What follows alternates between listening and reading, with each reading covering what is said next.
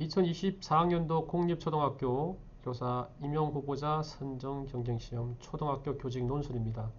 논술의 가장 기본 중요한 내용, 문두를 정확하게 읽는 거죠. 답은 원래 여러분들 머릿속에 있죠. 그런데 그 답을 끄집어내기 위해서는 문두를 정확하게 읽는 게 중요합니다.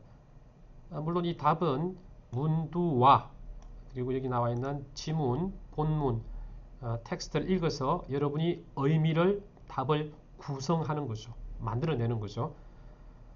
교육과정 성과 공유에는 뭐 우리가 자주 하는 말입니다. 함께 모여서 회의하는 게 다 성과 공유라고 할 수 있고요. 우리 동네의 환경을 살리자라는 이런 주제라고 할 수 있겠죠. 아마 단원을 주제로 정할 수 있을 것 같습니다. 이 통합 단원은 1, 2학년에 있는 통합 교과는 아니고 여기서 말하는 통합은 여러 가지를 하나로 묶는 거잖아요. 통합이라는 말 자체가 원래 그런 거라고 볼 수 있죠. 뭐 국어, 사회, 수학, 과학을 특정한 주제를 가지고 하나로 묶어서 만드는 것, 통합 단원으로 볼 수 있습니다. 교사들이 대화를 나눴습니다. 대화 속에 답이 있다고 봐야 되겠죠. 물론 답은 우리가 만드는 거지만 그래서 대화 내용에 근거하여 논하시오라고 했습니다. 그래서 이 문두를 정확하게 읽으면은 어렵지 않게 해결할 수 있습니다. 1. 이교사의 통합단원 설계 방식의 장점을 세 가지 논하라 그랬습니다. 이교사 한번 볼까요, 여러분? 설계 방식에서 말씀을 드리는데 교과교육과정, 여러분 교과교육과정이라는 말을 보니까요, 이게 정확하게 뭐 국어인지 수학인지 사회인지 과학인지 말을 하지 않았잖아요, 그죠? 뭐 실과가 될 수도 있고 음악 미술로 될 수 있고 뭐 그럴 텐데 도덕이 될 수도 있고 그래서 다양한 교과교육과정과 연결되어 있다는 걸 알 수가 있고 분석했습니다. 조화라는 게 상당히 여러분 중요하다고 보여져요. 여기서 조화라는 말. 왜 조화를 여기서 제시했을까? 상당히 중요한 그런 개념으로 보여집니다. 이게 왜 여러분 중요하냐면 답을 구해서 글을 쓰는 것은 문제가 없지만 이게 논술이기 때문에 나중에 글을 쓸 때는 여러분 어떻습니까? 글을 쓸 때 어느 순간에 그 글과 관계에 있는 서론과 본론, 결론을 자연스럽게 이어서 써야 논리적인 글이 되잖아요. 이런 키워드를 파악하는 게 상당히 중요하다고 보여집니다. 자, 이렇게 조화라는 공통된 개념을 추출해서 통합단을 만들었다고 합니다. 이렇게 많이 하잖아요. 여러분 주제를 가지고 우리가 통합단을 구성하잖아요. 그죠? 사회와 과학도 가능하고 사회와 국어도 가능할 것이고 그 다음 이런 설계 방식은 교과에서 학습한 지식과 기능을 실제 상황 맥락, 생활 맥락에서 적용한다는 거죠. 이게 우리가 교육이 추구하는 방향이잖아요. 교실에서 배운 지식과 기능을 제대로 활용하지 못하면 그게 무슨 의미가 있느냐. 그러니까 결국은 이런 통합 수업은 실제로 통합해서 그런 지식과 기능을 통합해서 실제로 사용할 수 있다. 이게 상당히 중요한 장점인 거죠. 그렇죠? 그 다음에 둘째는 조화 개념을 중심으로 깊이 있는 이해가 된다. 그전에는 각기 따로따로 학습을 했는데 조화라는 개념이 중심이 되기 때문에 훨씬 더 깊이 있는 이해를 할 수 있다. 이것도 중요한 거죠. 두 가지가 되겠죠. 그렇죠? 통합적인 핵심적인 개념을 통해서 깊이 있는 이해가 이루어진다.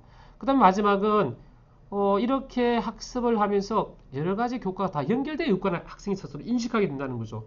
이런 부분을 지금 강조하고 있어요, 여러분. 세 가지를. 이런 내용을 이제 구체적으로 제시하면 되겠죠. 이 교사의 문제도 어렵지 않습니다. 홍교사가 통합단원의 운영 과정에 겪는 어려움을 두 가지 제시하고 개선방을 쓰라 그랬습니다. 홍교사는 어떤 어려움이 있을까요? 홍교사? 자, 조화라는 공통된 개념을 중심으로 우리 동네의 환경을 살리자. 여러분, 우리 동네의 환경을 살리자라는 이 단원이 적절한가요? 우리가 환경을 살릴 수 있습니까? 우리가 우리 동네의 환경을 살릴 수 있을까요?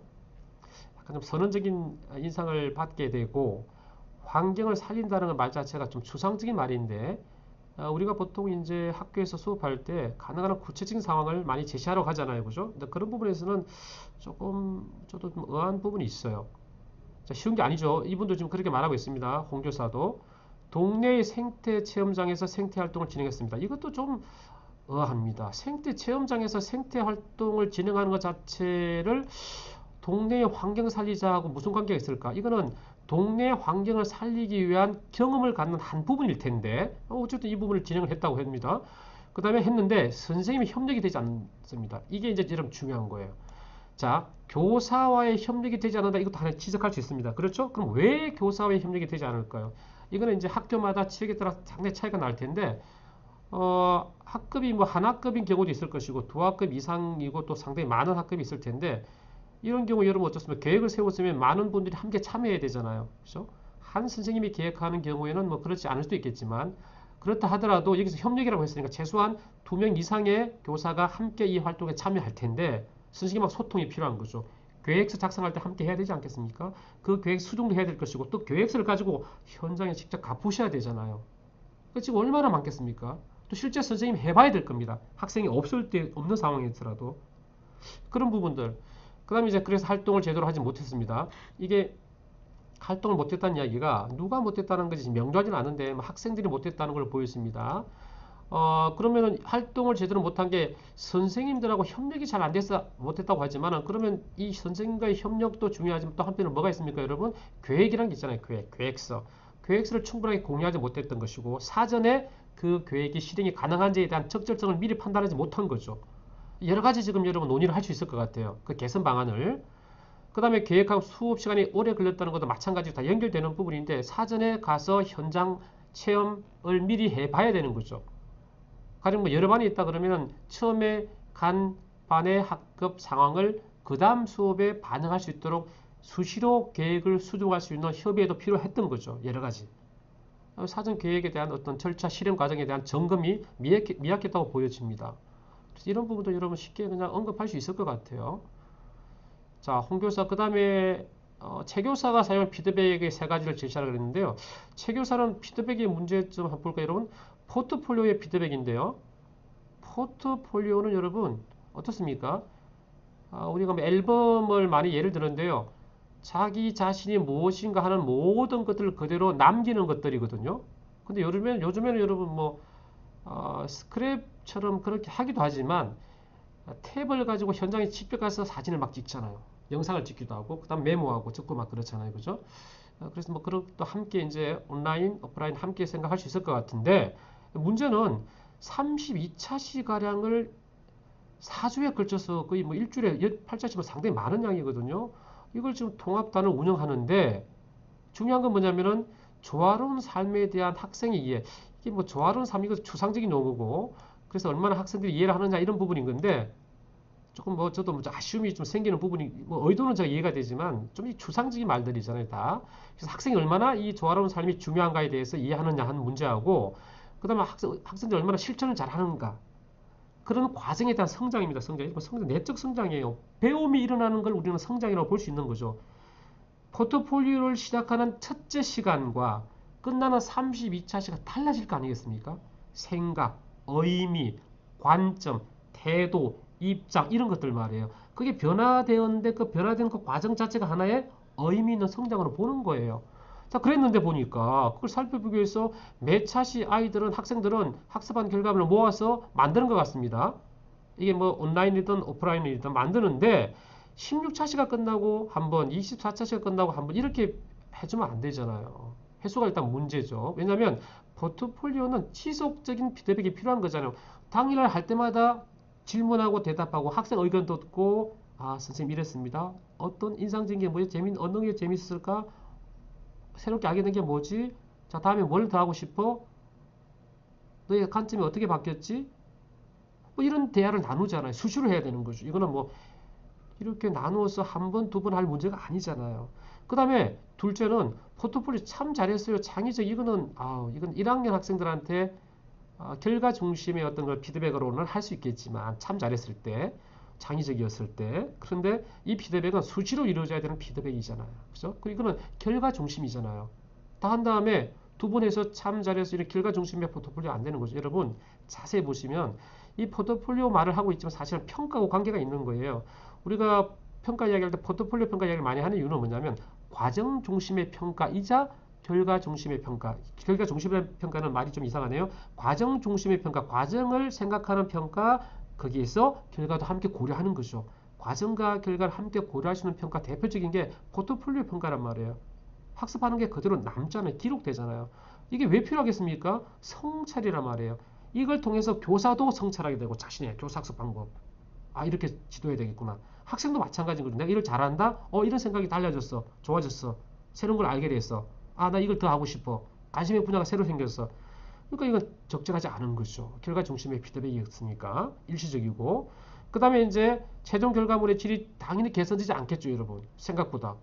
그렇죠? 왜냐하면 선생님이 그 사이사이에 학생들의 그런 과정 중심의 피드백, 과정 중심의 결과를 확인하는 그런 과정이 거의 이루어지지 않았잖아요. 결과 중심의 평가만 지금 초점을 두고 있었던 거죠. 적절하지 않은 거죠. 그런 부분을 지적하면 재교사의 문제도 어렵지 않게 해결할 수 있을 것 같아요. 박교사의 문제는 평가 결과를 제시해서 2022 개정 교육과정, 여러분 이런 말 나온다고 해서 절대로 뭐 고민할 필요 없습니다. 학생평가 결과의 활용 방안을 교사와 학생의 관점. 조금 전에 말씀드렸는데요. 학생평가 결과를 이제 환경의 중요성을 알고 관심을 갖는 것이 조화로운 삶과 관계겠다. 이게 참 너무 이것도 문어, 이 말 진술 가지고 이렇게 하는데 환경의 중요성을 알고 환경의 중요성을 안다는 게 무슨 얼마나 이게 추상적인 말입니까? 관심을 갖는다? 관심을 애들 아마 상당히 많이 가지고 있을 거예요. 지금 초등학생들. 조화로운 삶하고 이게 상당히 지금 너무 이게 맥락이 좀 약간 벗어난 그런 상황 맥락하고 좀 떨어진 느낌이 듭니다. 인상이 드는데요. 자, 점을 이해한 것으로 나타났습니다. 이해는 잘했다고 합니다. 하지만 재활용품 분리하기, 일회용품 줄이기 등과 같은 행동 실천이 조화로운 삶과 관련이 있다는 점을 이해하는데 어려움하는 것. 참 이 부분은 참 이해하기 힘드네요. 여러분, 재활용 분리하기하고 일회용품 줄이기가 이런 어떤 실천이 조화로운 삶과 관련이 있다는 점을 이해할 수 있겠죠, 당연히. 근데 이게 너무 동떨어져 있잖아요. 일회용품 누가 줄입니까? 내가 줄일 수 있나요? 내가 사용하지 않으면 일회용품 줄어듭니까? 이거는 뭐 개인의 문제로 지금 연결된 것 같은데, 자, 이런 부분이 저는 좀 안타까운 것 같아요. 실제 우리 학생의 삶 또는 실제 나의 삶을 되돌아보면 재활용품 분리하기와 일회용품 줄이기가 필요하고 중요하고 이것이 환경이나 또는 이런 조화로운 삶과 관계가 없다고 말할 수는 없잖아요. 있는데 실제 우리 생활을 들여다보면 그렇지 않은 부분이 너무나 많잖아요. 이게 더 중요하면서도 더 구체적인 상황이 나오면 좋겠다는 생각이 드는데 어쨌든 여러분 자 어렵습니다라고 생각할 수 있을 것 같은데 자 이런 평가 결과는 통합단을 설계 및 운영하는 교사들에게 뿐만 아니라 학습의 개선과 성장을 필요로 하는 자 이게 여러분 다 이게 답이 나와 있는 거예요. 어떻게 보면 잘 보세요. 일단은 평가의 목적이 있잖아요. 평가의 목적은 가장 기본적인 목적은 평가가 여러분 뭡니까? 평가의 가장 기본적인 목적은 다른 게 아니죠. 학생들이 처음에 설정했던 학습 목표, 아마 여기서는 이 학습 목표가 대부분 각 교과에 있는 성취 기준에서 가지고 있는 목표일 겁니다. 그 성취 기준이 학습 목표가 되잖아요. 학습 목표에 도달했는지를 확인하기 위한 것이 평가 기준, 뭐 평가 목표라고도 하지만 평가 기준이 되겠죠. 설정한 그 목표에 잘 도달했다. 성취 기준에 도달했다고 한다면 학습을 잘한 거죠. 학생들 입장에서. 그래서 처음에는 먼저 교사 입장에서는 학생들이 학업 성취 기준에 도달했는지 확인하는 게 제일 중요한 거예요. 1차적으로. 둘째, 학생 입장에서는 그렇게 도달했는지 아닌지를 선생님이 제공하는 그런 정보를 가지고 스스로 내가 못했군요. 잘했군요. 자기 스스로 판단해 보면서 되돌아보는 거죠. 자신의 학습 과정을, 능력을, 역량을, 기능을, 전략을 점검해 보는 거죠. 되돌아보는 거예요. 그게 여러분 자기 학습 성찰입니다. 중요한 거죠. 학생 스스로. 그래서 내가 더 잘했다면 더 나아가기, 새로운 부분에 관심을 가지고 깊이 있는 글을 잘 읽어야 되는 거죠. 그게 필요한 거잖아요. 자, 그런데 교사 입장에서는 어떻습니까, 여러분? 만약에 학생이 내가 좀 미약하네 그러면 더 다시 되돌아보면서 필요한 부분, 내가 더 미약한 부분을 찾아 더 읽고 쓰고 활동하고 참여하는 일을 해야 될 겁니다. 그죠? 그걸 학생이 스스로 해야 될 일이에요. 장단점을 파악해서 깊이 있게 더 나아가는 심화 활동을 할 수도 있을 것이고 보충 활동도 할 수 있겠죠. 교사 입장에서는 학생이 그렇게 도달했는지를 점검함과 동시에 조금 전에 어떤 선생님이 방금 지적한 것처럼 미약해서 잘 안 되더라고 하는 그런 내용을 보면 나의 교수학습 방법에 이런 문제가 있나? 개선의 여지가 있겠구나. 자기 자신의 교수학습 방법에 대한 개선 자료로 써야 되는 거죠. 교사 입장에서는. 즉 교육의 질을 제고하기 위한 중요한 자료로 쓸 수 있어야 된다는 거죠. 교사 입장에서는 교수학습 방법, 교수의 태도, 설계의 문제, 평가의 문제 종합적으로 교육과정에 대한 이해까지 그런 두 가지를 언급해주면 되는 거죠. 어렵지 않죠, 여러분. 교육과정 나온다고 해서 긴장할 필요는 없습니다. 자, 그런데 마지막에 여러분 김교사 이야기 한번 보세요. 오늘 우리 동네의 환경을 살리자 통합단원에 사용한 설계 방식과 그에 따른 운영 과정에서 어려움, 학생 피드백, 학생 평가 결과의 활용 방안 등에 대해서 의견을 주셨는데요. 다음 회에서는 통합단원을 개선하기 위해 구체적인 대안을 가지고 이야기를 나누도록 합시다. 대안은 사이사이 나와야 되는 이야기 같은데 이 대안을 지금 글로 쓰라는 거잖아요. 자, 여러분 이 답은 논술의 내용 15점에 다 들어있어요. 방금 제가 말씀드린 내용. 즉 그런 언급을 하면은 그 용어를 사용하게 되면 15점을 다 받을 수 있다는 거죠. 근데 문제는 20점을 받아야 되잖아요. 그죠? 어떻게 합니까? 그래 논리성이 필요한 거예요. 논리적 체계성. 맞춤법과 어휘, 문장이 적절해야 된다는 거죠. 글쎄요, 뭐 오직 한 개의 맞춤법 틀렸는데 1점 감점, 그건 잘 모르겠습니다. 그것도 보통 뭐 개수를 몇 개 이상 이렇게 할 수도 있을 텐데 그 정확한 채점 기준은 저는 뭐 확인하기는 힘든데요. 자, 논리적 체계성이라는 말을 잠시 보려면 옆에 보세요, 여러분. 짜임새 있게 구성하라고 그랬잖아요. 글의 체계를. 그 다음 명료성, 타당성, 일관성이라고 했단 말이에요. 여러분 어떻게 써야 논리적인 글이 되는 건가요? 여기 문항을 보면 바로 논하시오라고 했는데 바로 1, 2, 3, 4가 나온단 말이에요. 그럼 여러분 바로 답을 쓸까요? 바로 이 교사의 통합단원 설계 방식의 장점 세 가지는 다음과 같이 이렇게 바로 쓸 건가요? 제가 볼 때 그렇게 쓰게 되면 15점은 받을 수 있지만 20점 받기는 쉽지 않을 것 같아요. 왜? 논리적인 글을 쓰라고 했기 때문에 앞부분에 서론에 대한 이야기. 그럼 서론은 어떤 이야기 할 수 있을까요? 제가 볼 때는 여기서 제가 봤을 때는 조화라는 개념이 중요한 이 조화라는 개념이 나온 근거가 뭐예요? 통합 수업을 하기 위해서 통합 단원을 구성해서 학교 밖에 나가서 실제적인 삶 속에서 생활 속에서 적용해보는 수업을 하는 거잖아요. 프로젝트형 수업을 한단 말입니다. 그러니까 서론 부분에서는 그런 부분이 중요하다고 생각이 돼요. 조화를 가지고 있는 공통된 개념을 가지고 있는 통합 수업을 하는데 어떤 의미가 있느냐. 그런 의미 있는 부분을 서론에서 여러분 첫째 문장, 둘째 문장, 특히 첫째 문장 굉장히 중요하거든요. 왜냐하면 독자가 채점위원이잖아요. 이 채점위원을 읽었을 때 첫째 문장이 상당히 인상적이다. 맨 마지막 문장이 인상적이다. 많이 보는 거죠. 그래서 서론에 대한 언급을 여러분이 지금 1, 2, 3, 4 이 문항과 관련이 있는 문제 상황을 연결시키는 부분만 해주면 좋겠다. 서론.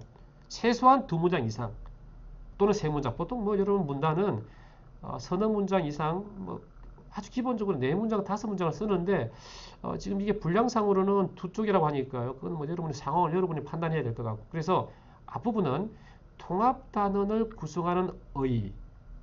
왜 조화를 가지고 집어냈는지 이런 수업에 대한 가치와 의미가 무엇인지를 아는 게 중요하고 더불어서 이런 수업에 대한 지금 뭐냐면 이거는 여러분 운영에 하면서 평가하고 있는 것 같아요. 점검하는 부분이 있단 말이에요. 그럼 평가의 가치와 의미가 무엇인지에 대한 이야기를 함께 해주고 이래서 1, 2, 3, 4에 대한 답을 논리적으로 잘 제시하고 마지막에 다시 결론에서 그 내용을 정리해 주면서 아우르는 중요한 마지막 메시지를 던져야 논리적인 글이 되지 않을까라는 생각을 한다는 거죠. 여러분 쉬운 부분은 아닌데 그렇게 마무리할 필요가 있을 것 같아요. 제가 오늘 초등학교 교직 논술에 대해서 그냥 간단하게 말씀드렸고 지금 이런 내용을 여러분 참고해서 이건 정답이 결코 아닙니다. 이건 저의 아이디어입니다. 저의 생각인 거예요. 이런 생각을 바탕으로 여러분이 그 사이사이 제 생각 사이사이 비어있는 수없이 큰 그런 공백들을 여러분이 메워 나가는 겁니다. 그게 이제 학습적 공부예요. 그러니까 이런 걸 미리미리 많이 해보는 게 상당히 중요한 거죠. 여러분 감사합니다.